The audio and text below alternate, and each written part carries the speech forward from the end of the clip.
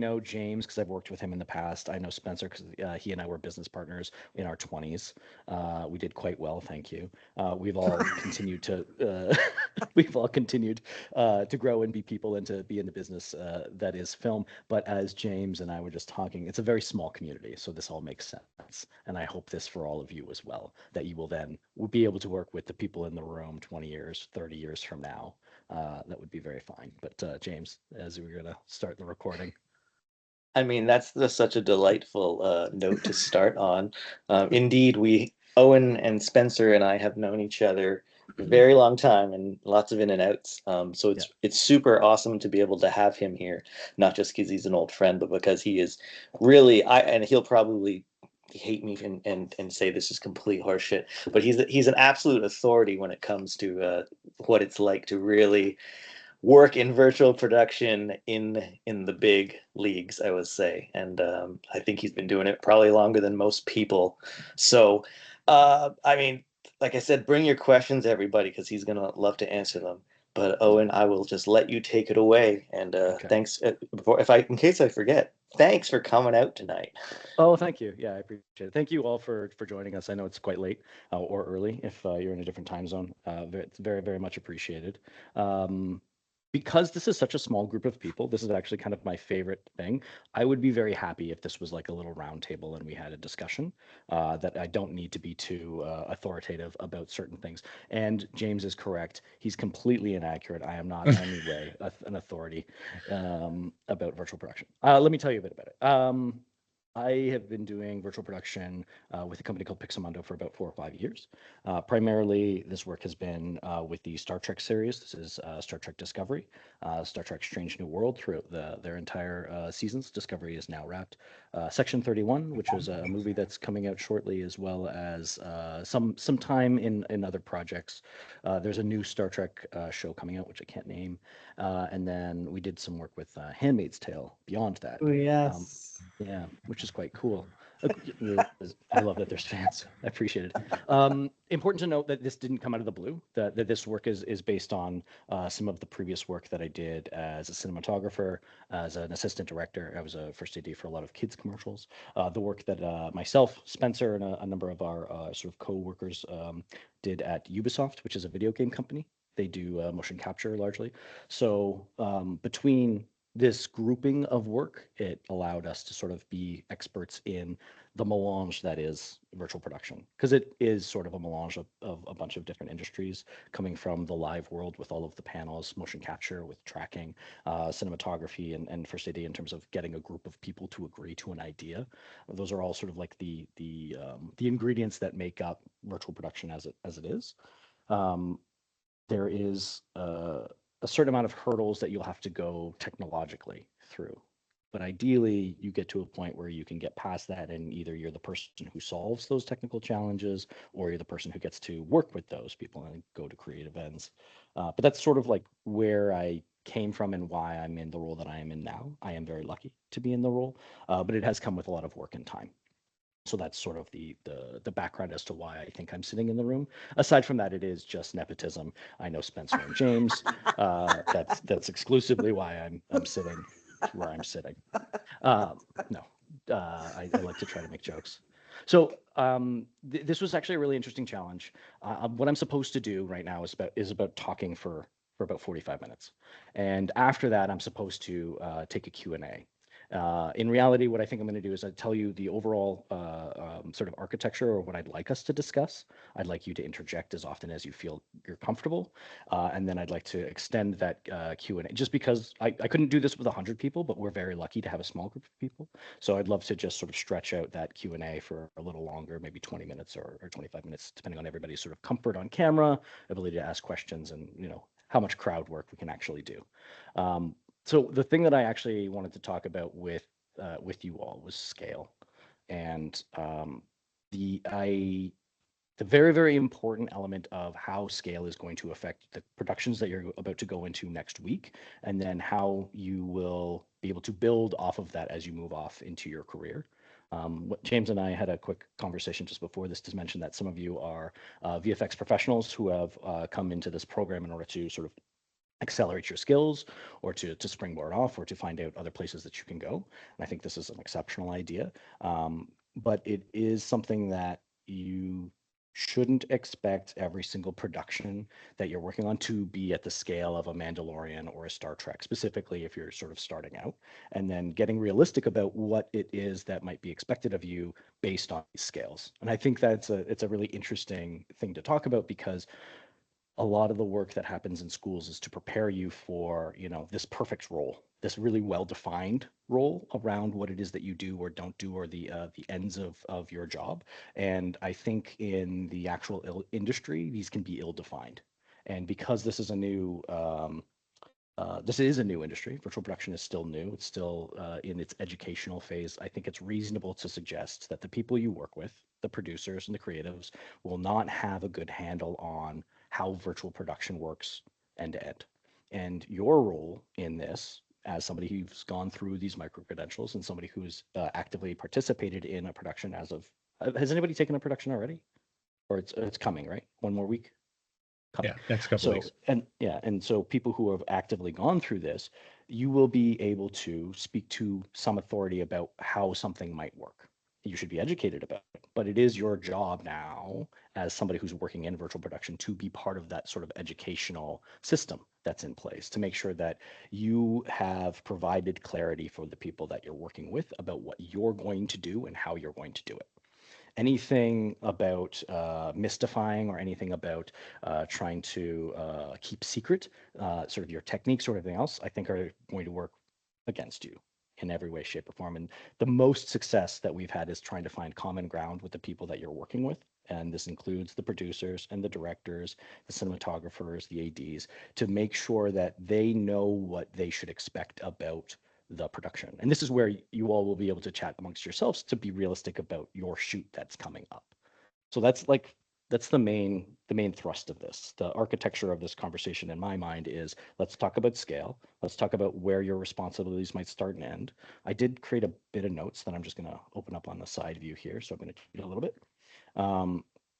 And I think this will help give you the right starting off point. I don't think that this is going to, this conversation doesn't go and get you a job. This conversation should help tool you to go and get jobs that you're looking for, and also to be realistic about what expectations those jobs will have for you. So, and if I have to speak for this length of time, I will. You are free to interrupt. I'm looking at you, Mark, Roxanne, Spencer. I can keep going for a little bit. Watch. So there's Mandalorian. Great. That all just went out perfectly, right? That was shot. Everything was on the volume. There was no fixes. It was the perfect shoot, or so the marketing tells us. The reality of the reality of that was that, in fact, the company that I'm working for right now, they fixed a bunch of the wall stuff. It was great marketing. It worked really well. You had a main character who had a chrome ball for a head. Reflections looked pretty good, but the wall didn't, and a lot of the shots didn't. And this didn't work for a variety of reasons, but the main was it's brand new. Not a lot of people knew what they were doing. And there's a lot of contrast ratios that need to be addressed, need to be figured out. And you have to build shots that are going to work on the wall. So you have this level of money, this level of expertise that's, the people at the top of their game who have the ability to restructure the way that shoot is talked about. We don't have that luxury in Canada. We don't have that luxury on smaller scale shoots, and we need a lot of that work to actually be finished in camera. There's not a lot of success with ICVFX, in-camera visual effects, when the story is you had to redo it later on. So this is where something like Mandalorian and Star Trek could be talked about hand in hand, but Star Trek doesn't have Mandalorian's budget. We don't. It might seem like it is very, very high budget, but in Canada and for what we do, every dollar is stretched the same as any other production. So there is a notion around money being able to fix mistakes, fix problems. Did somebody put up their hand? Yeah, go ahead, Glee. You're muted. I'm obviously not going to talk about Mandalorian. Sure. But if I look, and that's a specific kind of like I want to say franchise differences. So if I look at the difference between, say, Discovery and Strange New Worlds, which is by far my favorite ever series, I can see definitely the differences in the artistic approach. And I just wanted to ask if you could talk a little bit about the differences within the same franchise on the effects and production kind of strategies, maybe budget-wise, maybe creatively wise. Yeah, yeah, I think so. Um, there are two different. There's the same production body, but there are two different groups of people who sort of steer the ship between Discovery and Strange New Worlds. Of the people that steer the ship for Discovery, there is sort of a strong strategy that they can follow. I think the rule of cool. You know, if it's cool, then it can be in the show, and this then leads them to how they might create on a virtual production stage, but elsewhere as well. Strange New Worlds is a bit more grounded in sort of traditional filmmaking, and has people that are more traditionalist in terms of their approach. And so you can see that reflected in their scripts, but you can also see that reflected in their shots.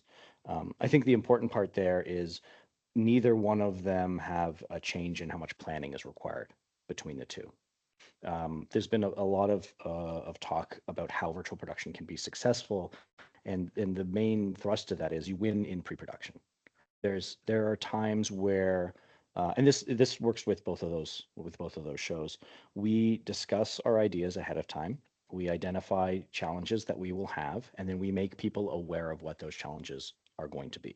We do not hide from those things, because if you hide and you say, "Oh, maybe they won't want to ask for this thing," it's much easier to say they're going to ask for it, and why don't we present it in a manner to say we are collectively all trying to work towards the same creative goal. Here's how we can do it. This is the thing that the technology can do. This is the thing the technology can't do. This is the technology. This is the sweet spot between those two elements, right? There's this coming back to this sort of architecture of the conversation is when you are in a production that is like Star Trek or like Mandalorian, you're going to have a person like me. And my title is actually called a virtual production supervisor. It's a very fancy title, very cool. My job is to make sure that my team knows what to do, and I can guard them against things that stop them from doing their job, and I can give them information that enable them to do their job. That's what I do. I make sure that the teams that I have get to do their job, and I make sure that the teams that we're working with understand what the requirement is around these jobs. It requires a lot of communication. It requires a lot of precision in communication. James? So if I understand that correctly, then you're sort of the interface between what I would call the traditional trades, the traditional film departments, and the VP department. So you're the person that's not just sort of, as you say, protecting your team or ensuring their success, but you're also the one that's interfacing, say, with the production. Is that correct? That yes, yeah, thanks, James. Yeah, that no, is like no. There's the a job follow is up question to translate. that. Sure, please. But so okay. So then, your team. What does your team look like? Like, what's it made up of? Yeah, And this- also, where do those yeah. people come from? This is actually great. Yeah. Because it'll help if we look at identify all the people that are in this team, we can then subdivide that and how they might stretch or squash between other productions. My team consists of locally 1 to 2 main operators. Main operators are in charge of the technical artistry of the wall, of the NDC, making sure things run efficiently. The reason that they're technical artists is because there's often problems around how much you can get away with in terms of performance. A very clean and easy example is somebody saying, well, we're going to just move the sun. We're going to relight every scene. Sounds great, but for a lot of the cases, this isn't actually realistic. When you move the scene and then you're moving a camera, lumen is refreshing on the wall. You're seeing that. That's not some. I don't consider that something that's shootable at present. It will certainly develop and change over time. But the marketing around Unreal and the marketing speak around these subjects means that a producer has heard, I can light everything on the day. Part of our job is to make sure that they understand that that might not necessarily be the case. If they're using it for X, Y, and Z, you could do it. If they're using it for the other things, then you might want to bake the light. This is a very clean and easy example. I want the floor to be reflective. Okay, great. That has all of these things have a budget.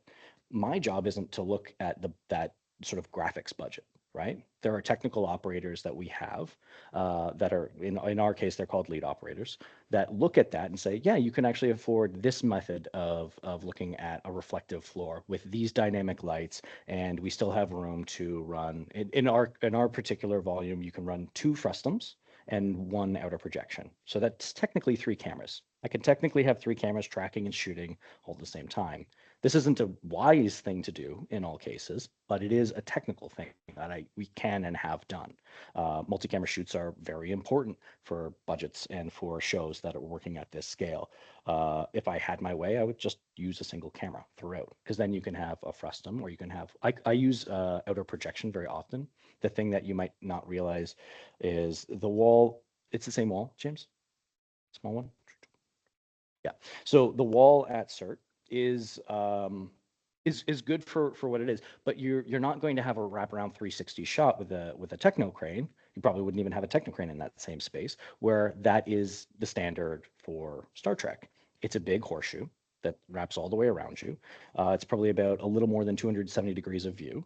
The volume itself is around 23 to 24 feet high. It's about 90 feet deep and 70 feet across. It's big, large. You can put a bunch of people in there and see them, standing,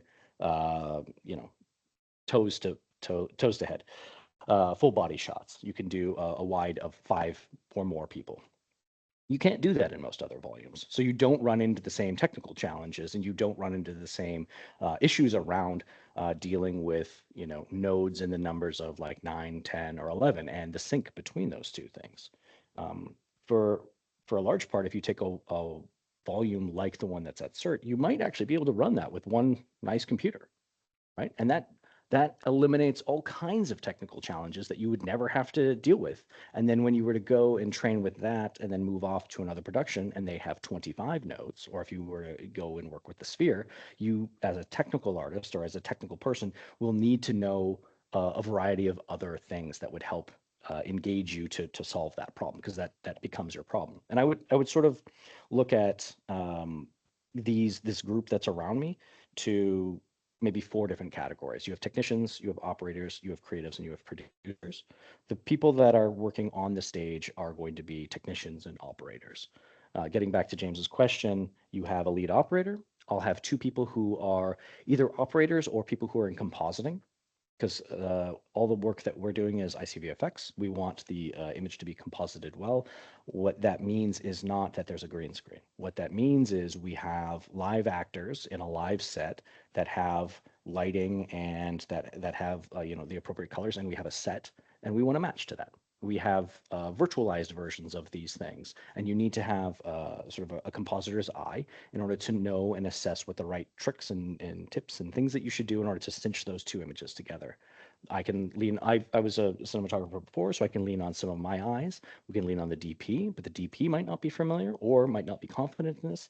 A visual effects supervisor might be in the same scenario, but you as a team will have to start cinching in that image to say, why doesn't this look quite real? And that's going to be in the lighting, that's going to be in the texturing. That might mean you have a conversation with the art department to say, hey, the thing that we have and the thing that you have don't really look alike. How can we start making them look alike? The job is not independent to you doing all of this. You don't have to come all the way towards the physical. The physical, when you have options, can come to you a little bit. You're designing things in tandem, right? You're designing things together. I'm saying this when you're at this scale. You're having these pre-pro conversations, you're bringing that through to production, and then you go and shoot. That's a live environment where a lot of things change, a lot of things happen. Like, I'm not sure if it's been said, but directors don't come on until maybe a week or 2 weeks before the production starts. So you go, hey, what are the shots going to be? And they're like, I'll know in a week and a half. Okay. And that influences the mocap volume. That influences where you're going to put all your hero props and all your hero work. That influences the vibe, which is the lighting at all. So you might have a framework, but that thing's going to need to be flexible to get through. Hey, Spence. Yeah, how much of that concept of being like aware of what looks off, or how to like bring, the 2 images together, the compositing aspect, how much of that role is on your operators, your technicians? Like how much bad compositing gets through the pipeline? Okay, so Because at You your should say level, zero. obviously, there's the You should say creatives, right? zero. There's the DP and Yeah. these folks, right? And it's like as you're Yeah. as a technician seeing a lot of it, like I bet you guys see more than they might even see, right? So Correct. how does that relationship manage in terms of letting them know? So the age old wisdom there is take yes for an answer. This is actually really useful advice. Take yes for an answer is it was helpful in my life because you're looking to strive, you're looking to create better, better, and better, better. And they said, no, it looks great. And you might have done it. Maybe you might have done it. You might just take yes for an answer. They hit record, they do the scene, and he's like, great, we did it. Moving on to the next thing. So there is a capacity to say this is good enough. There was an old joke where it's not just good, it's good enough, that I really quite love from one of my previous jobs. But the answer to Spence's question in my professional experience, I would say, is like you want the answer to be zero. You want like no problems to get through, because if you're striving for that, you'll fail, but you'll get really close, and that's really nice. There's shots that can always be tweaked. You can look at these things and keep going and keep going and keep going. I was more Um, asking not from the perspective of trying to get them through, but from does your team have the capacity to say like, no, this isn't good enough, right? Or is it stepping on director's toes, or Oh, are they absolutely. stepping out of Stepping turn? on. They'd be stepping out of turn entirely. Right. Yeah, Okay. absolutely Got it. stepping out Yeah, of turn. that's more That of that. that Yeah. role, that sort of like, hold on, let's not do that. That's not for an operator Yeah. to Got say. Yeah, let me. James's question was great in terms of framework, so I'll be faster at answering it. Virtual production supervisor, myself or somebody like me. You have in my particular case, we have a VFX supervisor as well. They might be building environments. They might be working on things ahead of time, because if you're at scale, you might have an environment that's coming down the pipe, or 3 or 5, multiple vendors that are all touching those things, the thing that you're actually shooting on the day, and then what's lined up for the next time. So that means a new set, a new thing. You want all of those things to be working in tandem. You have a lead operator, you have a couple compositors, and then you have we sort of have a blanket term, virtual production technicians. But these people would be responsible for mocap volumes or tracking, because that's how the whole sort of thing works. They might be responsible for the wall itself, meaning keeping it on, keeping it active. Shows like this might just throw a bunch of dirt at the wall. That's like a reality that happens. We have this beautiful desert that we want to put into this set. The desert is here, wind is blowing. Now there's stuff that's going into the wall. It's a ship that's at sea. You need to do the upkeep. So there are technicians who handle that. In addition to that, the sort of extended set around those would be the main local operators on a film day, like shooting day. There might be a technical director, somebody who's helping set up the computers, set up the servers. There would be their team outside of that. If you operate at a very large scale, you're going to have remote teams. Those remote teams are going to need to put their work somewhere. That means that there's a server. If there's a server, that means there's a bunch of different people accessing that. Do you guys use something called P4? I don't know how you guys are managing your data. We Perforce? are, yeah. So we're looking to move to Perforce itself, but right now we're just using a local subversion. It's Okay, SVM. cool. But this is actually cool, because this is the reality. You guys are all working on a thing. How do you coordinate all that data coming together? So as you scale up, you need these people. But if you're in these other pockets, if you're sort of in the TV world, if you're in a commercial house, if you're an owner operator, if you're an independent, you don't necessarily need force. You don't necessarily need, your own walls. You can do virtual production at home. If you wanted to do something very cool with Lego or with action figures, and you have a couple of monitors, you could make very convincing, very good lighting, and you could tell a story if you wanted to. So the whole idea behind the sort of the thrust of the conversation is, you have Mandalorian, you have Star Trek, but you also have the NFL. You also have the nightly news. You also have commercial houses. Oh, my voice. Do you mind muting for yourself? Thank you so much. I appreciate it. That's the only thing that I can't do. You might have a commercial house. You might have people who have their own owner operators. So they might, make a very beautiful Yeti commercial.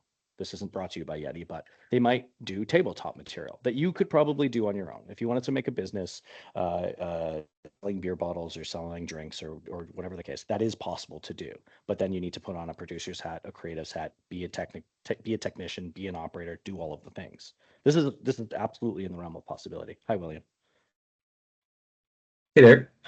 So if you're not working on a show like Star Trek, but you do work at like a virtual production studio in one of these Yep. positions, a dedicated Yep. studio for this.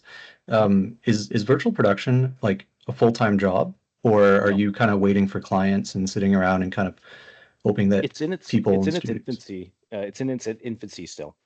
So you'll have people who can hold the record account for a long enough time to have a stage, and then for smaller production houses, commercials, things like that, a lot of that work will be freelance. I think that that's a very realistic goal and very realistic thing that you should hear. I think that if you have the time, if you are sort of on their roster as a good operator, you can excel by being somebody who is like that you can communicate well, that you potentially are working on your own projects, and that you can understand and meet somebody's needs as sort of a client. So this is where I think that it's important to talk about virtual production in terms of the multiple scales that they're at. Because if I wasn't at Star Trek, then I would be very likely an owner operator, or I would go and try to produce for this particular thing because I understand it. I think that in every role that you're taking between that sort of split of four people of a technician, an operator, a creative, a producer, you're going to have to sort of like fill out your stat line for those things to say, okay, for this project, we really need somebody who's a technician. So I'm going to lean myself into that role a little bit more. We really need somebody who's going to be an operator. We really need somebody who's going to be able to communicate with client. You can start to fill in those gaps. You can work with the team that's around you to fill in those. This is where I think it's really important because of the work you're about to do. You might just want to have an open and honest conversation with your collaborators and say, hey, a friend of mine, his name's Matt Swanton. He's our lead operator here. He loves this metaphor, which is there is a pie that needs to be eaten every day on the virtual production stage. And that means all of the responsibilities that we have together. I don't, as a person, have the same slice every single day. I'm okay with that. Most people might not be. So, of this thing, of this challenge that we're all sort of trying to meet, all of us have a responsibility towards this end. And we just so happen to be able to finish the pie every single day. We are able to get the work done. We're able to move on to the next thing. We're able to structure something for the next group of days. As you start out, as you sort of grow, you're going to need to have this conversation with people because it's not going to be obvious. You'll get hired, you'll be the operator, and they say, great, just come back with the environment and then we'll shoot it in a couple days. That's missing a lot of ingredients, right? That's missing a lot of steps between it. And you do have the capacity to say, oh, you know what? Actually, hold on. I know I'm going to be operating for this. Operating generally means this. I'm happy to work with you on this idea, but maybe we should get these structures in place in order to do it. And this is where I think the education is actually really helpful because there is the worrying quantity of like, I don't want to lose this job, but I think that you'll be better off being open and honest about what you're expecting of the job, how you expect it to work, and what their expectations are. And then you guys will meet in the middle on those things, specifically as you're working in a commercial house or if you're working with an owner operator. This will be very different if you went into a TV studio, right? If you go to a TV studio who's doing virtual production, let's take the NFL, for example, they're going to have a set slot for you. This is your job. This is what you do. In and outside of it, we'll be like, hey, can you do these graphics? Can you do these other things? But it'll be a little bit more cut and dry. But in Canada, in this job, in virtual production, I think that it's going to be much more likely that there will be bleeding edges as this technology advances. There will be some technology that comes out that changes the way we approach it. And one of you probably will be in the room being like, oh, I know how that works. And actually, I developed a tool for that thing. So maybe it could work like this. And then we'll be seen as an expert. Sorry, Ozzy. What's going on? Hey Owen, nice to meet you, man. Nice to meet you. I kind of was looking over your IMDb and all that stuff. You have it's tons of I'm not of an movies. online person. Full I disclosure, know. I'm not online. No, I got you. But a lot of experience in cinematography and all that stuff, right? And ADing. Just kind of, I don't know if you're gonna touch this on a little bit on, but just your trajectory, because you're starting from the traditional on set, live action stuff, and now you're in the virtual world. I know things are crossed over, but just how did you really go from hands on to like this technology kind of thing? And how did like the AD and cinematography help you out? If you don't mind touching on that before we lose you today. Oh, that's cool. It's Spencer's fault. We started a company called Capture Scratch, which is in Final Cut Pro. There was a folder that you had to create called Capture Scratch, where all your media went. I don't know what they call it now, but that used to be the name of it. And then we called it Capture Scratch. See, we should have changed the name. Cinematography and effects, right? And so my role in that in that company was to go and get clients, go do the pre-production, and then shoot it. And then Spencer and Jason's job was to go and do the post and to make sure that we had the visual effects portion cornered off.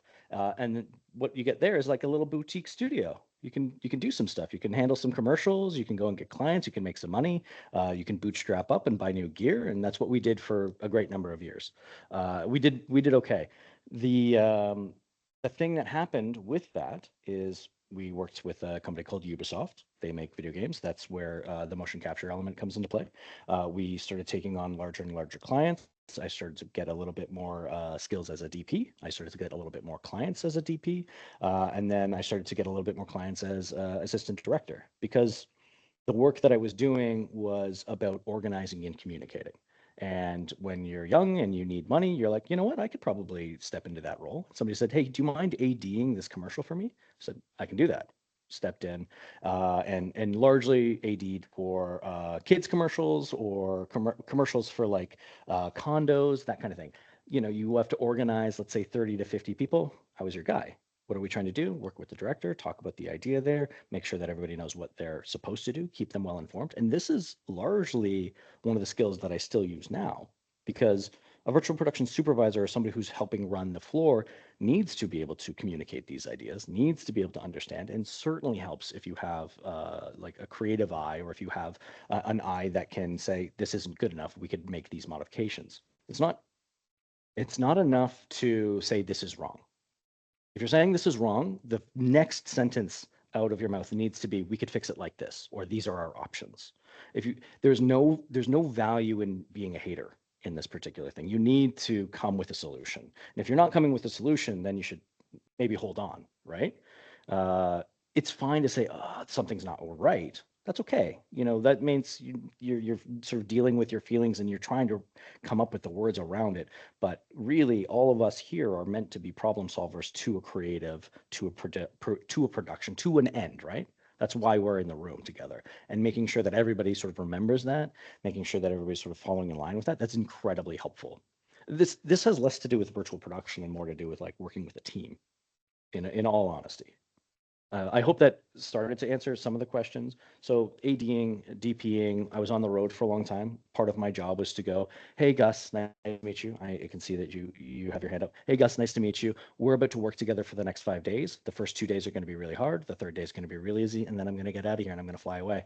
Let's go and shoot this thing. And that would be a large part of what my role was when I was a sort of a traveling DP. So you get really good at understanding what you need out of a team and what they need out of you. And I think this is a skill set that people can grow and develop. But as you find your teams and as you're working with them, the best thing you can do is say, what are we all trying to accomplish? Who's going to take that on? And then it's okay to say, hey, this hard thing that we need to talk about, can we talk about that? And somebody say, oh, but it's really hard. And I say, okay, so let's talk about it. And then you'll get it done. Because we work in pixels, right? Like this isn't like there's not a heart or a kidney that's coming in an ambulance that we're sewing into place. This is pixels that are on a wall that you launch with a computer. And the best thing you can do is be like, hey, this thing broke. Don't be afraid of it. Well, how'd it break? Do it again. Oh, it broke every time? Cool. Let's avoid that. Oh, it broke only in these times. Great. Now you know more information. So the testing, that pre-pro, that process that you're doing, incredibly helpful. And this all just comes down to being able to communicate around that challenge, that thing that you're trying to do. I know that I diverged a bit, Ozzy. I apologize, but did that help? Did that answer the question? Okay. And this is the thing I stole from somebody else. Does that help? Did that answer the question? Saying that to people is incredibly valuable because it allows you to understand where they are. I have a very odd technique that I'll do with my team where I'll ask somebody, hey, can you explain this thing to that person? And then I'll take that person and I say, can you explain that back to me? And then just see, because that game of telephone, right? You expect it to come back. And if it's broken, you could be like, a couple minor corrections. This is actually the thing that was important about those things. And that's not a waste of time. That's an incredibly valuable tool that you can use in order to make sure that people are on the same page as to what's trying to be accomplished.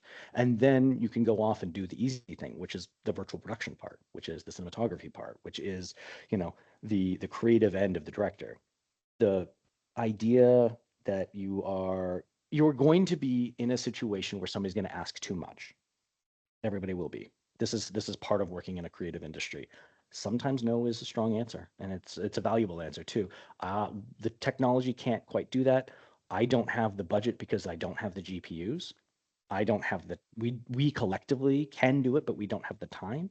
Like these are the tools and attributes that I still lean on, that I still learn from, that I still use. Anything can be done with time or money or people, right? But we work in a production, and that production needs to be done by 9 o'clock at night or whatever time it's supposed to be done, right?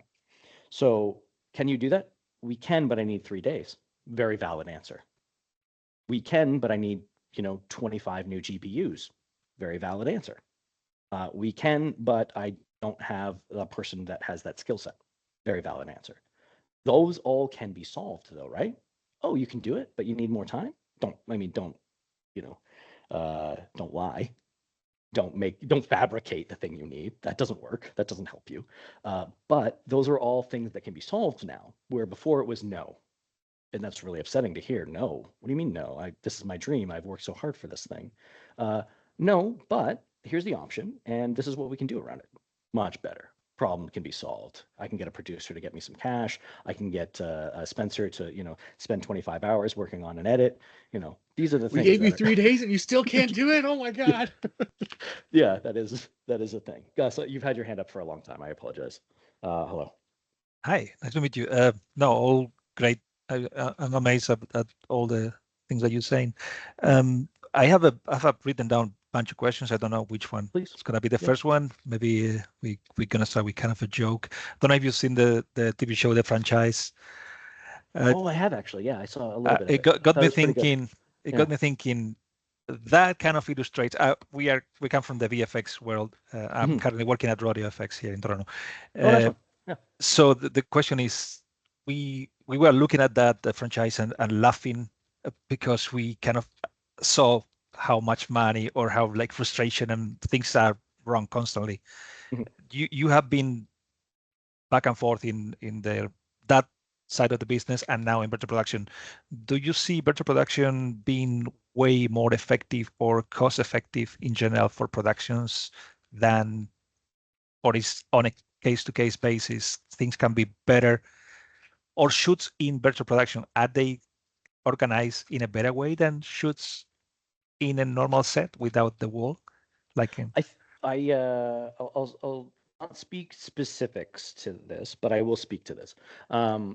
One of the best compliments that we got was on a production where the director came up and said this was so valuable for us as actors and for our acting team. And this was so valuable in terms of storytelling and timing, and this was so valuable for us as a tool. The interesting thing about this is it wasn't ICVFX, right? We built a wall. We had a little volume. We had how do I say this without saying too much? We were traveling in a vehicle, and this information to the cast and crew put everybody in the right mindset. So with that information, you have now collectively organized 150 people. That is incredibly powerful. That is an incredibly good use of your time. And so there's a cost that can be associated to that.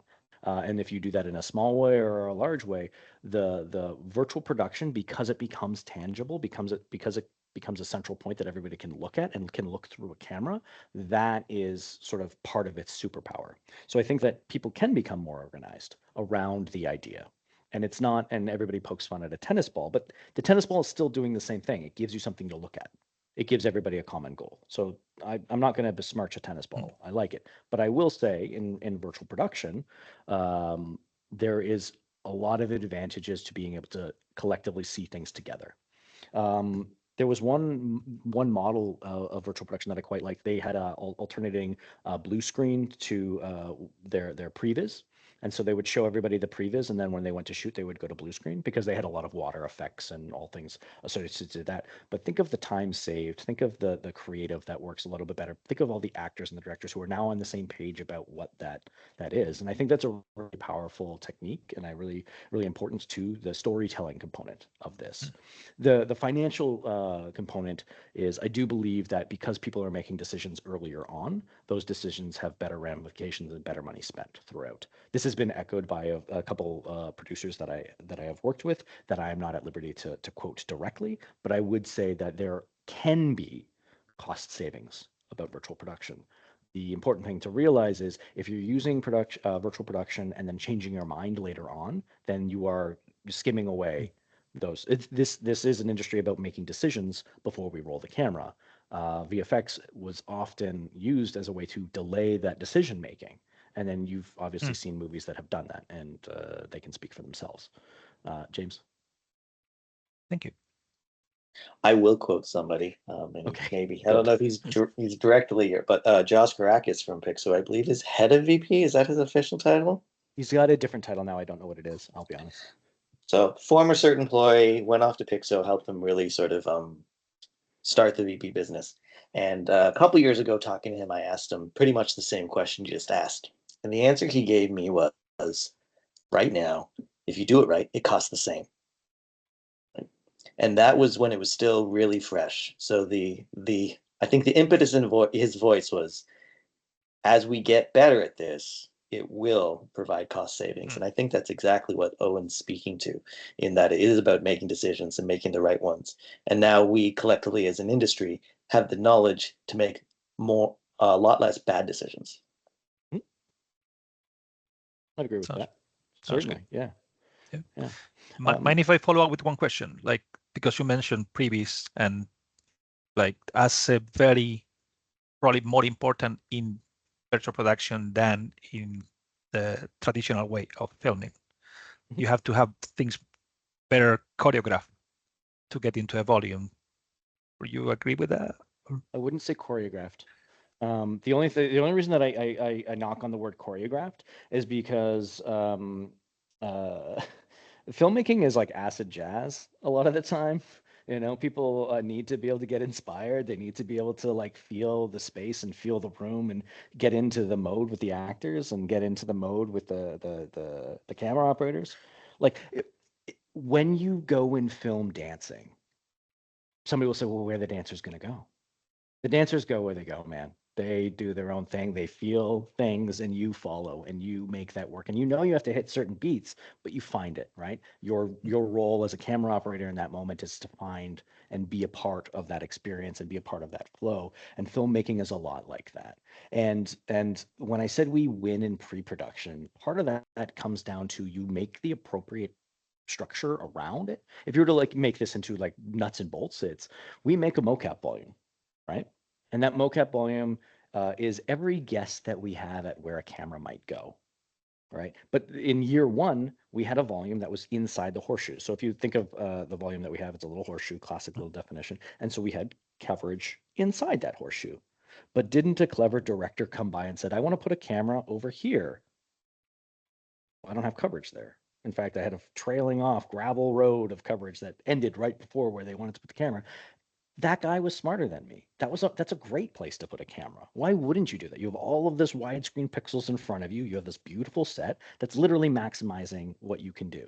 So you get better and better at making a playground for people to operate in. You have conversations with them around what you can do in order to make that more effective for them. And then you start getting clever and saying, but here are the things. You can't put a camera behind the wall. It doesn't work. Right? You start to then be more clever about how you describe all of these things. It's that the reason that I knocked on the choreographed bit is that you are making a space for people to play, and you are also a participant and player in that same space, right? There is a lot of really talented people, a lot of really talented technical artists that you can say, it'd be great if the spaceship could do this thing. And they go, I can do that actually. Give me 25 minutes. And there's a lot of time on a set when it's like when there's so many different departments. This isn't true when it comes to commercials, or this isn't true when it comes to something that's been heavily storyboarded. There are a lot of exceptions to this, but if I, as a supervisor, can find 20 minutes for this guy to work on a problem in the background while we're resetting the set, wouldn't that be nice to be able to come to the set and say, hey, yeah, actually we figured that out, and here's the director riding a scooter through the scene and then, like, you know, riding off in their jetpack or whatever. Like, that's cool. That's being part of that process. Is it, how do you say your name? Galit? Okay. Yeah. So, of course, everything can be done with budget and will, and almost everything can be done. But let's say, what would you advise to not do, like to not shoot with the volume, and what do you think we are not shooting enough with the volume? Can I make it about your Yes. particular like circumstances? I think that you should have one camera. I think you should be strategic about the shots that you actually want to accomplish while you're doing your micro credential. I think you should put your time and effort into the shots that you compose, and that while you could treat things abstractly, I think it will. James told me that you get a sort of a half day of prep and then a half day of shoot, which I think is quite clever. I think during that half day, make all your mistakes, know what those are. During the next part, either do your research or find ways that you won't make those same mistakes or you won't do those same things. And then when it comes time to actually do your productions, explore a little less during that moment. Make all your mistakes early, make them often. And then when it comes to execute. That's the big difference there is I had said once before, we win in pre-production. That's because I broke it 100 times. That's because I asked my team to break it 100 times. That's because I took a camera and then, slung it down by my side, or took a tracker and slung it down by my hip and then said, I can't track like this. I can't, when the tracker's underneath the table, I can't see it. Is there any way around that? And we come up with plans around that. We break it early and often. We break it enough times that we know what the limitations are. And then when it comes time to actually executing, that's the job. The job is to make sure that you're in that pocket, that you're going and you're accomplishing the work that you set out to do, right? Because there is a lot of time that's in pre-production towards production, and this is where you will sort of shine. So if you take that first half day that you have, and then apparently it's all of you kind of working together, right? So this allows you to all collectively learn from each other's mistakes at the same time. So if I don't know if this is allowed, but if other teams are going and experimenting on the volume, you should go and sit behind the operator and just say, cool, let's just see what happens here. Because that's a free education, right? That's free and available and very it's a versatile bunch of information coming your way. So that way you don't have to make those same mistakes. Hey, Dan. Owen, good to see you. Good to see you. How you been? Strangely, I've been in this business 25 years, and you look familiar. So yes, anyway. yeah. No, I know you. We've worked together. Okay. Yeah. Okay, we'll figure that out later. So, camera operator with a traditional filmmaking background. Mhm. We're working on this micro credential. Actually, I'm auditing this one. I did a mocap one earlier on. Mhm. Where would a camera operator with a traditional background position himself for work in ICP and PFX? I would suggest that you use your skills to build environments. The thing that is really important about building environments is being able to imagine and see shots. You would want to know what you're building the environment for, but a lot of the time, people are looking at an environment and saying, oh, I made this very cool technical thing. I made a forest. I made this very cool, pretty thing that you can see from a helicopter view. Check this out. The reality is we shoot people in close-ups and medium close-ups, and we shoot them walking towards and away from things. And they need to have sort of compositional advantages. You need to make an environment that makes sense for somebody who's going to shoot it in a space. So that means you find out what the volume is going to be, you find out overall how much space they have for that camera, and then you design your environment to make that the most effective thing possible. Because you've designed a forest, great, but that means that you've designed a wall of green around everybody. That's not particularly good as an environment, right? A much nicer environment would be part of a forest that has a little brook, that has something that has like some leading lines to it and a little bit of sun that's dappling through. Maybe there's a cottage in the back. That's something that has depth. And the only reason you're going to know that it has depth is because you can use your sort of trade as a camera operator to say, okay, I can see a shot here. A person goes here, and this is what all happens. There's a lot of great game developers who do this really remarkably well. The only caveat that I'll give you is that those are designed to lead the player, and they are not designed to be occupied as a space that you sort of live in, like a set.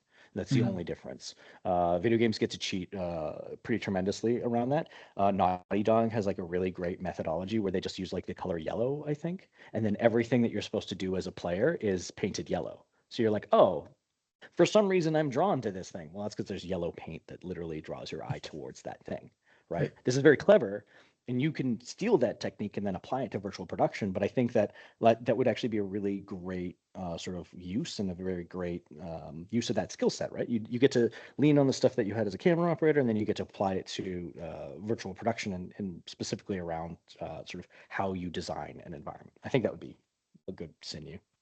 Hey, James. Thank you. So jumping off of Dan's question there, in general, and you've definitely spoken to this in terms of the soft skills of being able to communicate, being able to collaborate. Right. But what do you think, and okay, I'll challenge you here. And what do you think are the skill sets that are going to help people succeed coming into virtual production? And let me hear a creative skill, a technical skill, and I had a third thing, but now I've lost it. But like, so if we have like creative skills and technical skills, like give me one that you think is something that's going to help stand out or stand out. Like if somebody comes and they have this skill, you're like, that's a good skill to have. What's a creative skill? Or collaborative. I mean, I would say the communication in terms of like communicating within your film language with the director and a DP. I felt that like a creative skill. I don't know. Yeah, Put in me the on the context spot. of the micro credential, like our VAD virtual art department students are, went through the process of trying to build some environments, right? Yeah. A lot of folks are ultimately using existing assets for obvious reasons, but yeah, there was potentially a push of being like, oh, leverage your creativity in building an environment, right? Certain. Okay, so the secret is that you don't stop learning at all, that you will continue to learn and work with people who challenge your ideas. If you're looking from the perspective of somebody who's in VAD, I think that a lot of that will happen both in practice, but also in letting other people critique your work. And that is very hard, very, very, very hard. Kind of sucks. But when you are starting to work with people who have a good eye, trust it and then work on it, and then you'll be able to develop why something might not meet your own expectation. That's an incredibly challenging thing to do as a creative, but it's going to be the most helpful thing for you. And one of the most interesting parts is if I were to look at my own eye 5 years ago, it would have been much less discerning than it is now. The people that I have worked with, the visual effects supervisors, the DPs, all of the people that have been around me have allowed me to sort of step up my game. And this was somebody who I thought I was like, oh, I'm kind of like an early mid DP. I'm old enough. I've got some skills. I would take like a year and work on creative. I would take a year and work on money, back and forth, back and forth. And then this has really allowed me to say, oh, okay, hold on, that critique is good. That critique is something I didn't see before, and that's something that I should then be able to embody and look for in the next go around. So I would say for somebody who is looking to have a creative skill and to a skill set that I think is important, it's the ability to take criticism that's constructive, the ability to seek that out and find the right people that can help build that. And a lot of people will be very generous with their time. Find the right people. Don't find somebody who just wants to. If they say this is bad and they don't have a reason for it, that's not the person that you want critiquing your work. They say this could be worked on because you need this, this, and this. Then that's somebody who could be like, oh, okay, hold on, I can grow. I can change the way this works. So I think from a creative perspective, that would be incredibly valuable, is making sure that you don't lose sight of the fact that this is a changing, growing thing and that you are part of that change and you are part of that growth. You are an active participant in your own education. Certainly from a technical operations, and sort of springboarding off that concept is there is not a manual for any of this. There's certainly a website. Unreal has a website and it has great documentation, but all of that documentation is just shy of your goal. It always just gives you enough information to be like, well, this should work. Why isn't this working? And then now your job is to figure out why it's not working. And use whatever means you have available, because we have been in that spot and we do this professionally. Literally me and Matt sitting being like, well, why doesn't this work?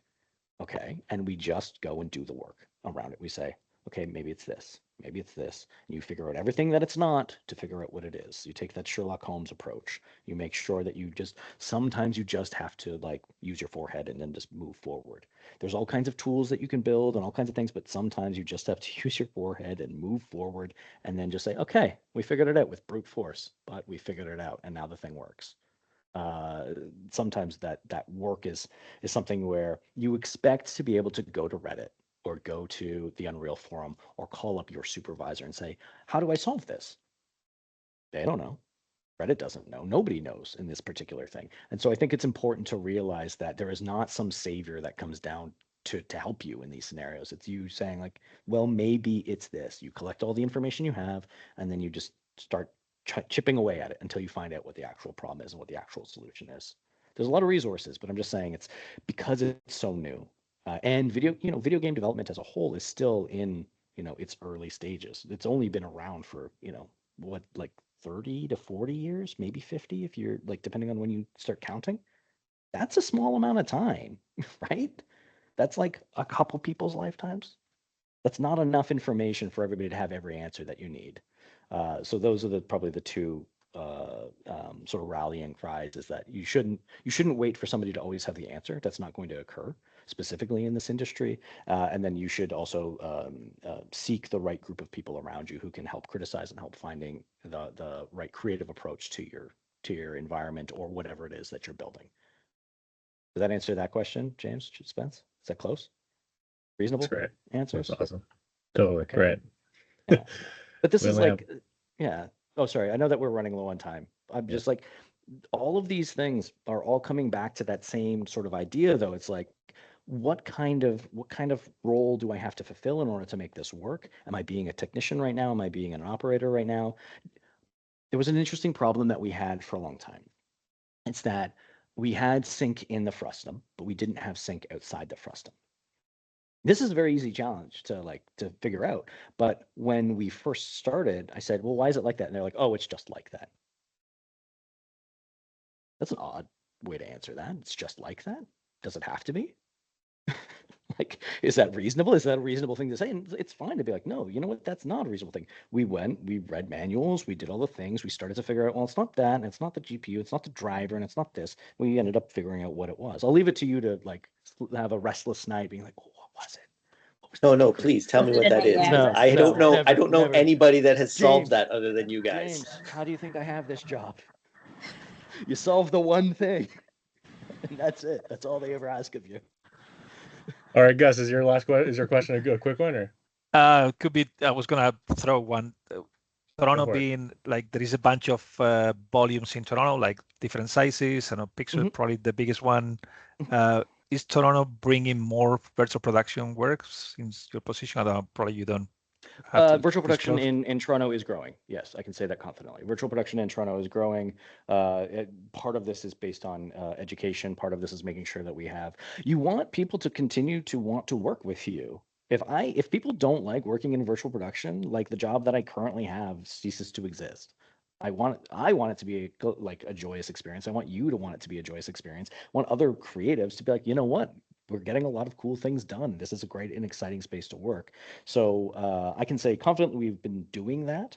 Micro-credentials like this are a part of that sort of education and the sort of thrust around making sure that people come to it with the right attitude. But I will caution, like, virtual production is not some silver bullet that is replacing every single thing, right? There's lots of things virtual production can't do. And being realistic about that, communicating that effectively, that is, I think, what I'm asking us collectively as a group to do.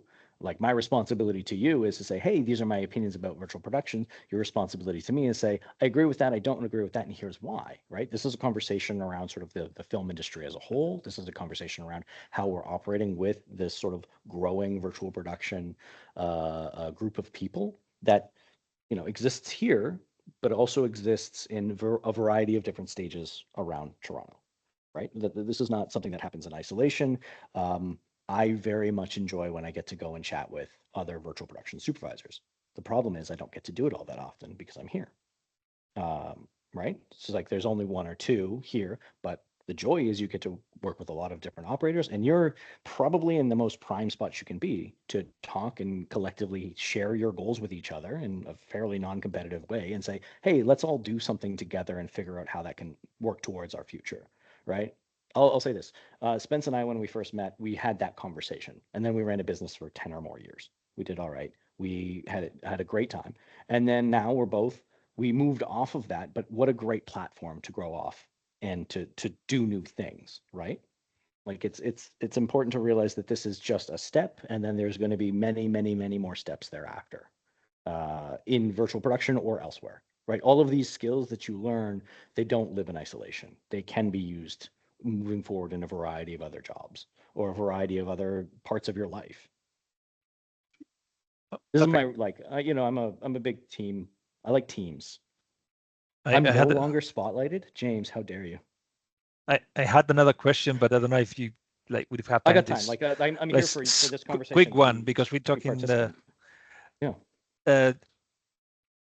do you, because you were talking environments with Dan, like as something that is kind of like where I guess everybody sees the first step into visual production.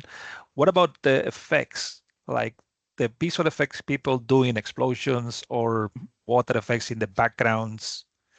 Yep. Is that something that is still required, or it's going to be baked? Yeah. So like fluid effects, Niagara systems, simulations, all of that kind of thing. The best things that we can do is if we, let's take the simplest approach is just something like sparks, right? I'll go and I'll talk to the special effects department. I'll say, hey, can you show us the sparks that you're going to do? Cold sparks, hot sparks, direction, velocity, all these kinds of things.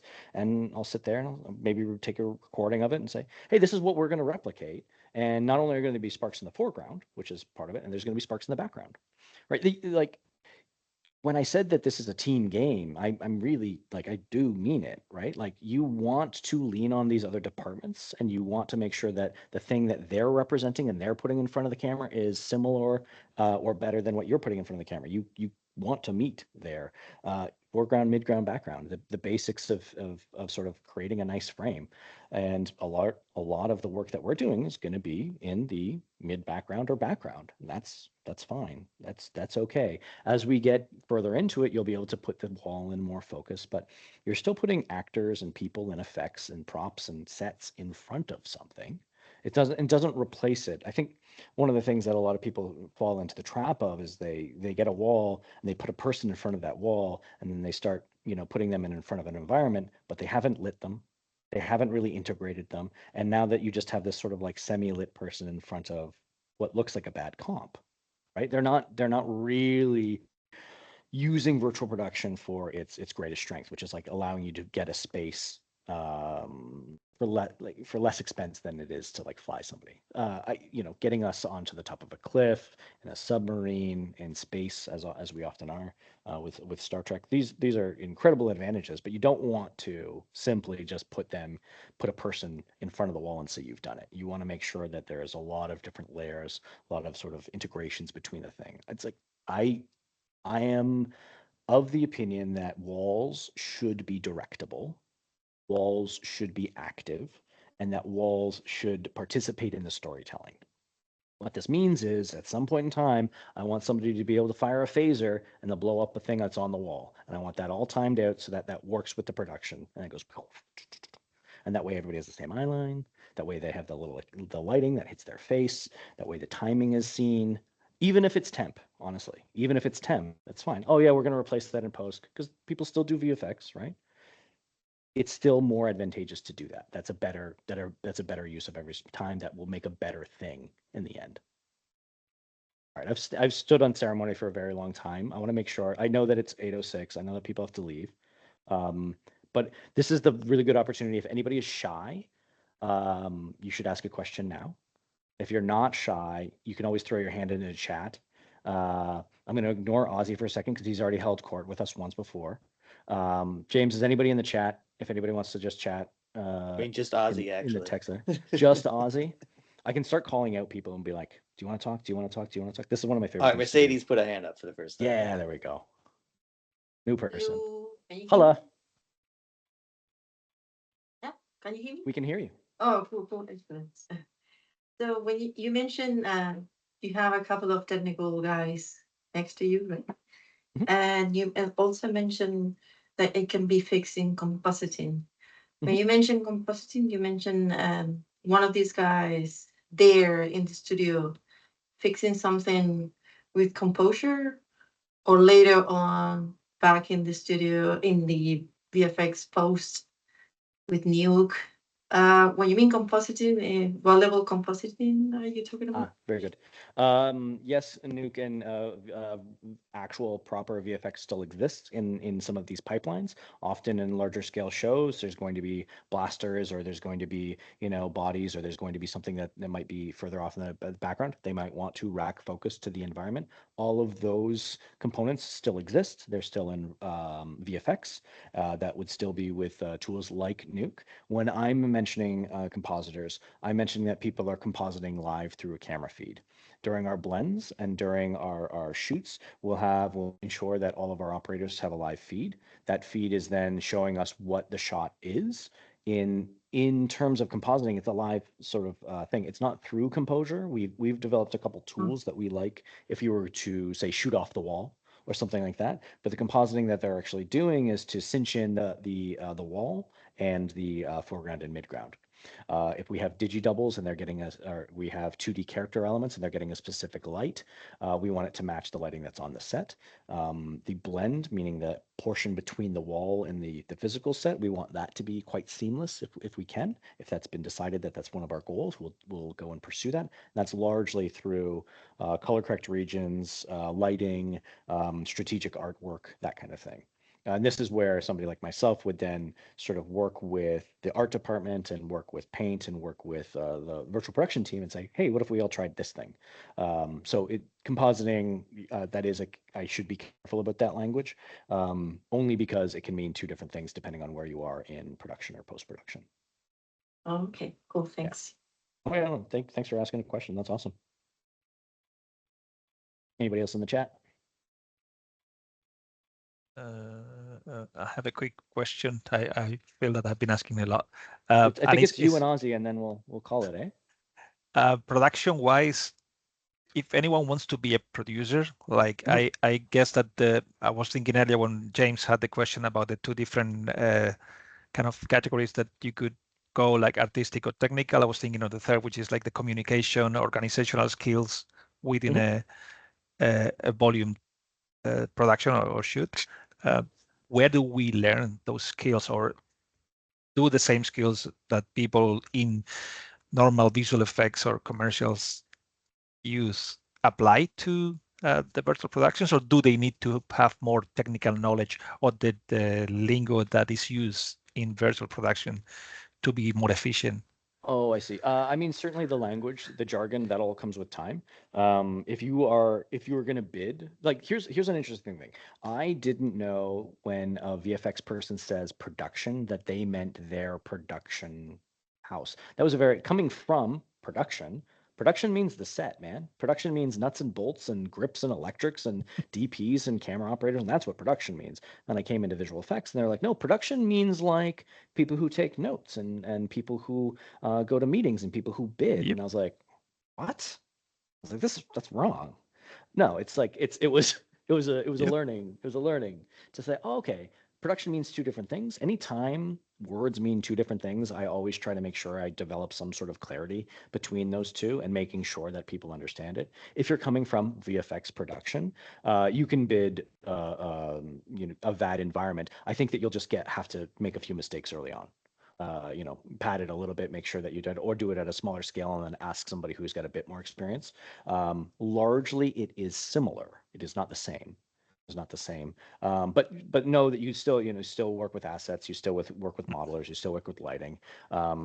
I feel that the closest analogy you can make is just treat it kind of like a physical space. And then once you start doing that, once you have that mindset, then you'll make the right decisions around it. Because as we've taken on vendors and as we've seen other people make environments, we'll have like this really long hallway and this like really involved city. And then what's really interesting is they actually spent a lot of geo and a lot of resources on the apples that are around the corner behind the alley. And you're like, who's going to see that, man? The wall can't Can't get far enough along to see all the work that you put in over there. I don't know why you made a stall over there. It's cool, but just like in real life, you put the money where you're going to see it. Another easy example, and this isn't poking at anybody in particular, is like we've had it where somebody dropped in an asset and it's like the most beautiful model in the world. It's a full statue, but it's behind a dark fence that you wouldn't ever see. So technically, the cameras and the frustum is still trying to render that thing because it has to like go through every single poly. But the reality is, it's like, lights out. So it's just like put the work in front of us, put that work in front of us, and know that when you're bidding a project like that as a producer, like you just want to make sure all that stuff is in the foreground, that you know where that money is going to go. I think that the skill set is similar, not the same. I think there's a lot of people that you can reach out to. Specifically, I think you said you worked with Rodeo. There'll be people that will have the film world is small, the VFX world is even smaller. Cool. Ozzy, you had one more, eh? Yeah, mine was more of a technical question. Yeah. With volume walls, are you seeing a mix of volume walls and even like green screen, blue screens in certain scenarios, or is it just once it's always volume, it's volume, and they never mix together? Just wondering No, for my knowledge. they'll still mix. You can Okay. put up a blue screen pretty quick if you need to. The reasons that you might want to do that is if you have a full CG takeover, you might want to have a blue screen that's in place instead. There will be a conversation either amongst yourselves or with VFX supervisors to know where the pickup, the A and the B of that shot's going to be. A lot of this would be if you're shooting off of a wall. There is lots of reasons that you might need to go to a blue screen. That's not necessarily a negative. If somebody in production has not decided what color the alien is or how big it is, then you might go to blue screen. That's okay. If somebody is saying, ooh, later on that planet's going to be a different color, or that road's not be the I don't know, Rome, whoever, people will go to blue screen, as is their right. This is a tool. This is a tool that they can use. They can use it for that effect or any other effect around it. So it's not necessarily a failure if it's planned, but if you are on a set and that's going to blue screen because it's not working, that somebody poorly communicated around that thing. Do you know what I mean? Somebody had a question in the chat, and then Yeah, it's a good last question. From Richard. It says, does virtual production help shorten the time taken to complete a film? I've never heard that question posed that way. it's a great question. I think it front loads. So it's like, it depends on where you're starting to count the time. The time is spent in pre-production. There's a lot of decisions that are being made around that. Certainly, if you're getting in-camera finals, truly in-camera finals, that will alleviate some of the visual effects post-production budget. But a lot of people are of the mindset that the virtual production budget is coming from the VFX budget. So technically, you've just taken that block and then moved it forward in the timeline. Yeah. And I don't know if it might shorten parts of the post-production pipeline. I don't think it necessarily shortens the whole thing. If you were to imagine you doing all of this pre-production, you could also be doing this pre-production with something like concept art, right? You make concept art again and again and again, and then you give it to a set builder. That is probably the closest analogy to how that might work. So did you save time by making the concept art? Absolutely. How much time? Hard to gauge, but now you've given everybody a place to start. And sort of the virtual production component of that, because you're having those conversations earlier on, allows people to potentially save time. But like all things in any creative industry, it can go the other way as well. But yeah. Cool. Did we do it, kids? I think we did. And that was stellar, Owen. I think. Well, thank you all. This has actually been a lot of fun. Sorry for talking at length. I did have notes, so I cheated just a little bit. That's perfect. Feel free, guys, to, I guess, pass my name, my contact along. Two things. I am absentee on the internet. Like, I don't really use LinkedIn. I don't go on Facebook or Instagram, all those things all that often. So don't be alarmed when you might send a message and I respond to it like 2 weeks later.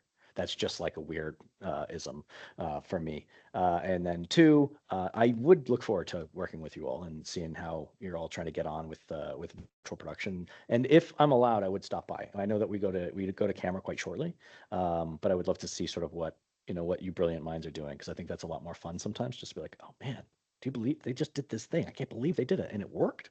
Like that's always so cool to see. So I'm excited for y'all. Well, you're always welcome on stage 10. You know that. So Thank you very much. maybe we'll see you. I'll see you. All right. Thanks all. Cool. Thanks Thanks, very much, Owen. Owen. Thank you so much. Thank you. Hey, Bye. bye. Thank you. Thank you so much. Thank you.